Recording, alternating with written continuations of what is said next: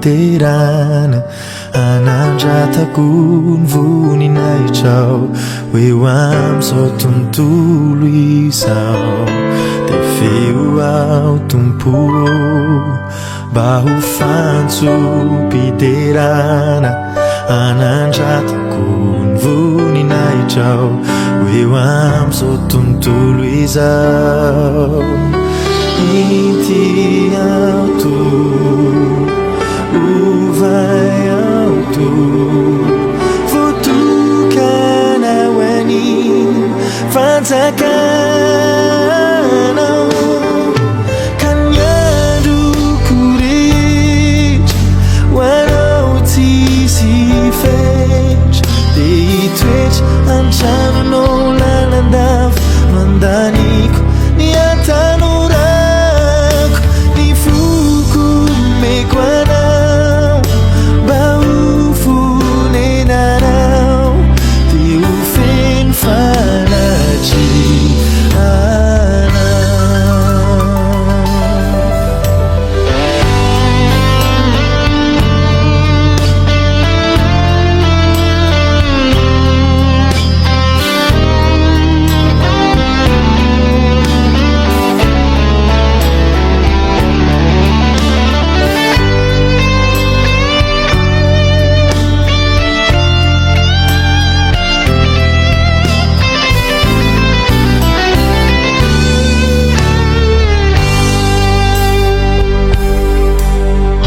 Feo ao tompo mba ho fantso-pamonjena anandratako voninahitao eo am'izao tontolo izao de feo ao tompo mba ho fantso-pamonjena anandratako voninahitao ho fiderananao.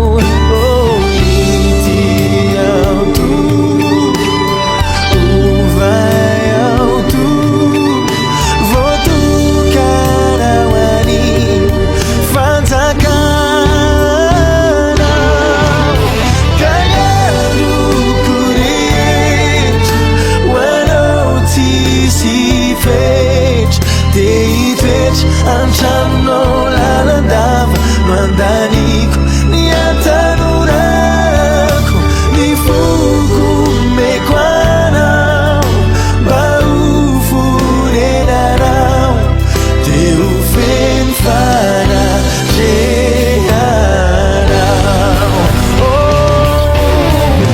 Ka ny androko rehetra de ho anao tsisy fetra de hitoetra antranonao lalandava mandaniko ny atanorako ny foko meko anao mba ho fonenanao de ho feno fanatrehanao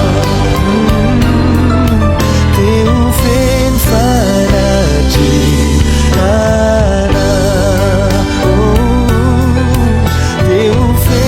fanatrehanao.